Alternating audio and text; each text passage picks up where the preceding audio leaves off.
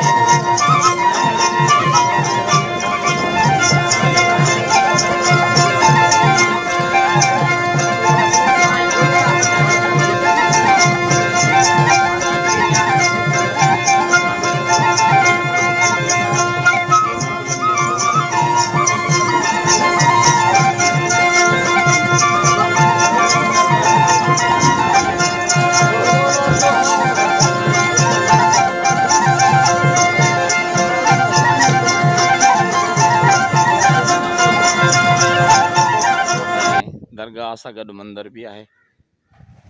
इन वक़्तु असां तव्हांखे मस्जिद जो अंदरि ॾेखारियूं।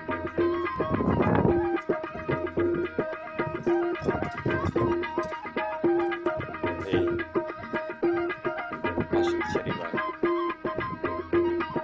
उडेरो लाल जी ये मस्जिद है। दरगाह सामूं दरगाह है।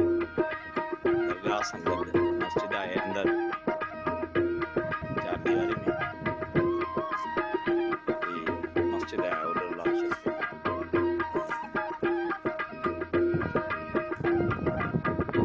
मस्जिद ते टाइल लगी पिया त मुगल जे दौर जी पुरानी तारीख़ी जामिया मस्जिद आहे। जेका हज़रत शेख मोहम्मद ताहिर अल-महरू उडेरो लाल ही दरगाह जो अंगण आहे। अचो तव्हांखे ॾेखारियूं।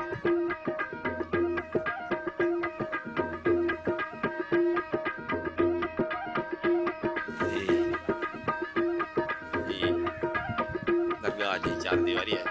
अंदर दरगाह जो अंदर अमरलाल उडेरो शरीफ।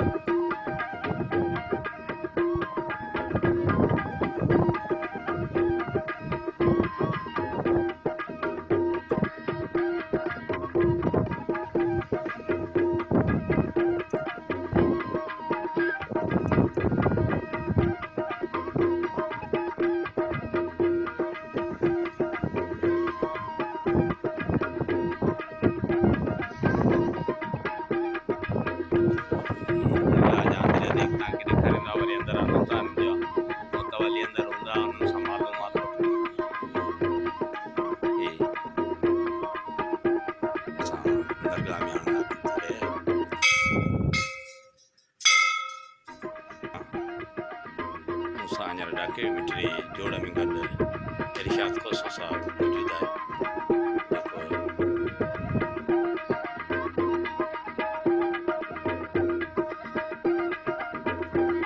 ये असां दरगाह में अंदर एंटर थी रहिया आहियूं। उडेरो लाल जी तव्हांखे ॾेखारियूं था। झूलेलाल तव्हांखे उडेरो लाल जी मस्जिद भी ॾेखारीसीं। हाणे असां अंदर रोज़े में दाख़िल थी आहियूं। उडेरो लाल अमरलाल जी आख़िरी आरामगाह आहे जेका असां दरगाह में असां एंटर थी आहियूं। हिंद सिंध जो बादशाह हिंद सिंध में हिन जा मुरीदन हिंदुस्तान मां वाणिया भी ईंदा आहिनि जेके हिन जो मेलो लॻियल रहंदा आहिनि। ॿारहीं महीने अधु जांट लॻंदी आहे।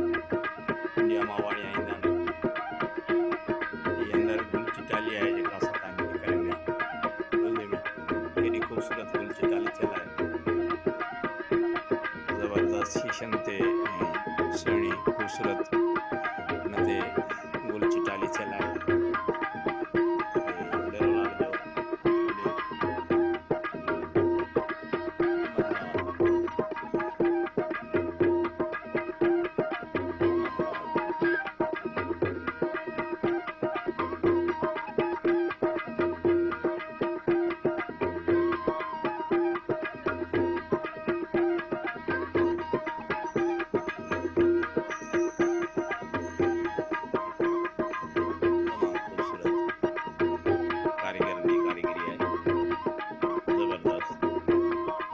कारीगरी आहे जो इंसान जो ज़हन हैरान थी थो वञे त पुराणे ज़माने में एॾा बहितरीनु कारीगर हुआ जिन हेॾी गुल चिटाली ऐं हेॾी महिनत सां शीशा कटे वरी हुन में डिज़ाइनियूं ठाहियूं वरी हुन में गुल लॻाया।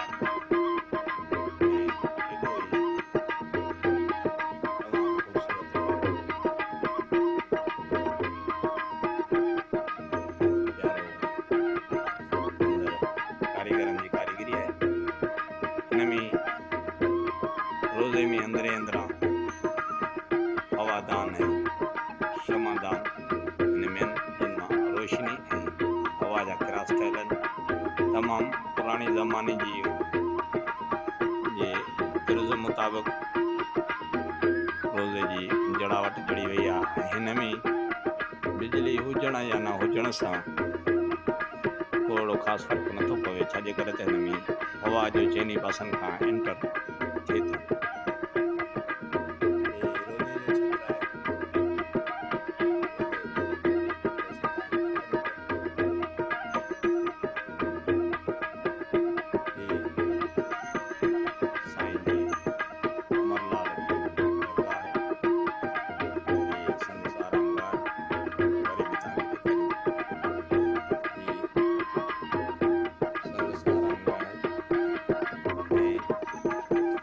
यसो जो उन्हनि कारीगरनि खे जिन क़दीम आसार जी गुल चिटाली कई ऐं दरगाह खे ऐं अंदरि जेको फन पारो ठहियलु आहे, जेका डिज़ाइनियूं ठहियलु आहिनि, तमामु बहितरीनु डिज़ाइनियूं ठहियलु आहिनि ऐं अंदरि तमामु सुठो कारीगरनि जो कमु थियलु आहे ऐं रोज़ो बि पुराणो आहे, क़दीमी आसार आहे।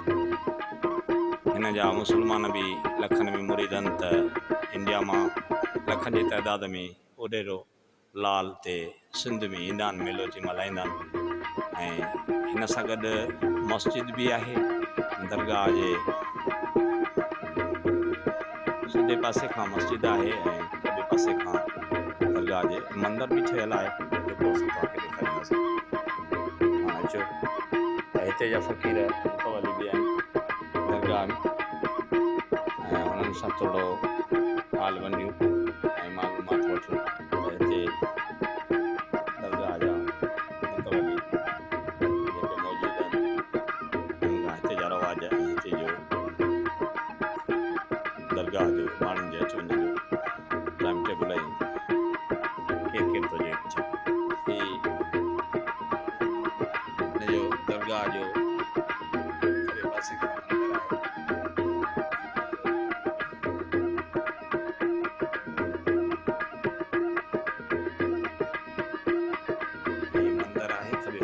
दरगाह सां गॾोगॾु ही दरगाह जो गेट आहे ऐं ही मंदरु आहे।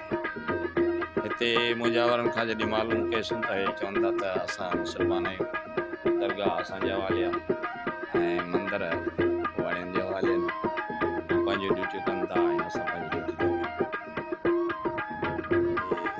दरगाह जी ॿाहिरियों हिसो आहे जेको असां तव्हांखे ॾेखारियूं पिया। दरगाह जो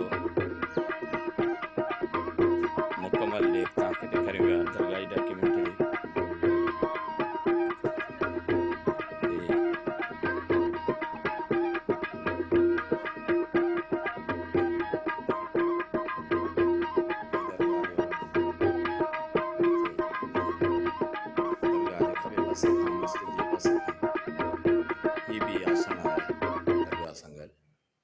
ही वॾी क़दीमी आसार जार आहे।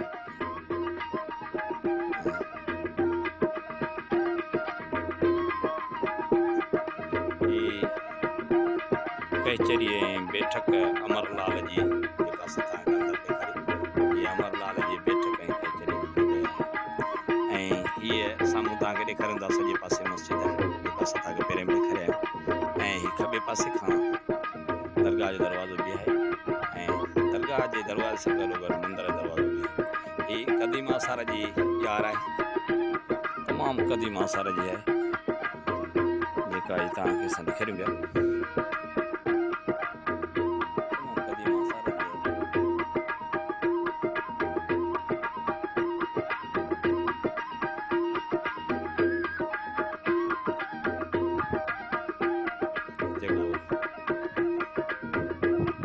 वाणी मौजूद न हो, अगर को वाणी मौजूद हूंदो हुजे त तव्हांखे अञा बि वधीक मालूमात ॾियणियूं। ही डेरे में ॾाढो अंगारो जेके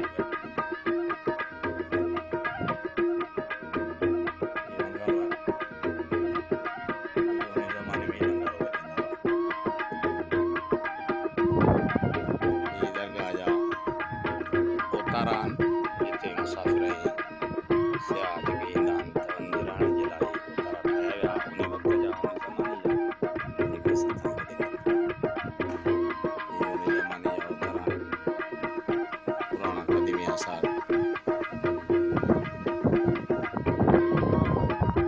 सॼो ज़माने में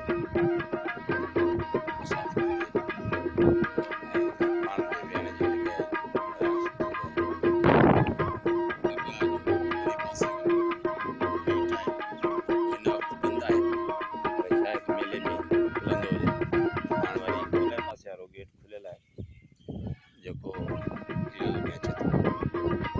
हे संदसि ज़माने जो खूह आहे जेको तमामु पुराणो आहे।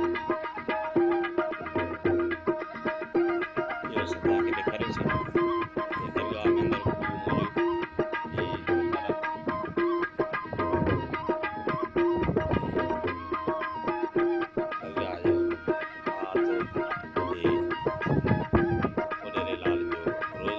तव्हांखे ॾेखारियूं पिया।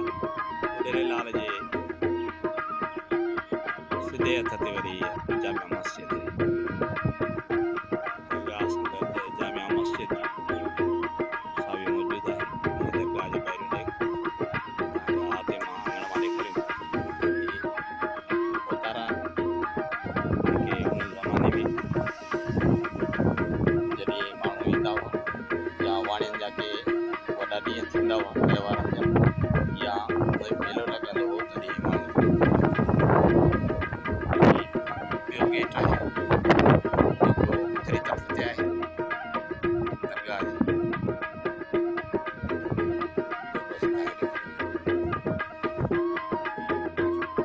गेट आहे ओतिरी तरफ़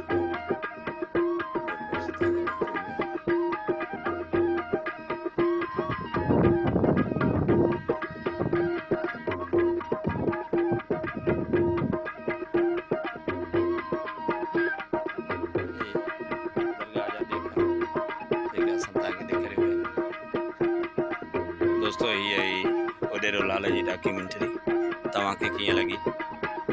असांजो सिंध नंगर जो यूट्यूब चैनल आहे उनखे सब्सक्राइब कयो ऐं लाइक कमेंट कयो त जीअं असांजी हर वीडियो तव्हां ताईं पहुचे। ऐं तव्हांजो ख़ादिम साईं मोहम्मद ख़ान बचो हर सच्ची ख़बर